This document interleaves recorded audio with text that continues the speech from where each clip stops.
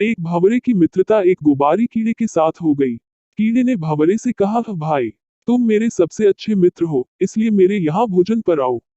अगले दिन सुबह भंवरा तैयार होकर अपने बच्चों के साथ गुबारी कीड़े के यहाँ भोजन के लिए पहुंचा। कीड़ा उनको देखकर बहुत खुश हुआ और सबका आदर करके भोजन परोसा।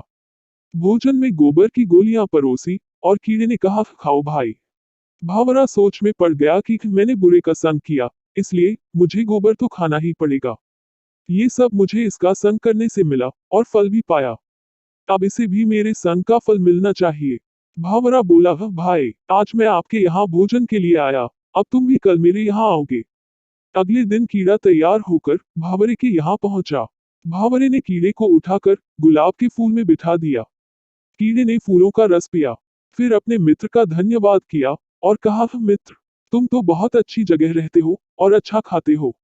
इसके बाद कीड़े ने सोचा, क्यों न अब मैं यही रह जाऊं, और ये सोचकर कीड़ा फूल में ही बैठा रहा। तभी वहां पास के मंदिर का पुजारी आया, फूल तोड़कर ले गया और चढ़ा दिया बिहारी जी और राधा जी के चरणों में।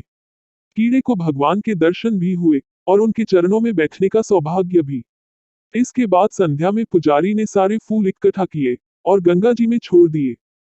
कीड़ा गंगा की लहरों पर लहर रहा था और अपनी किस्मत पर हैरान था कि कितना पुण्य हो गया।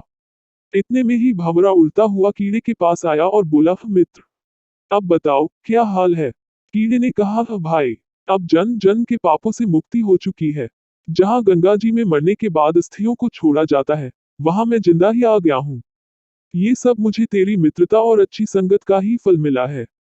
जिसको मैं अपनी जन्नत समझता था, वो तो गंदगी थी, और जो तेरी वजह से मिला यही स्वर्ग है। संगत से गुण उपजे, संगत से गुण जाए।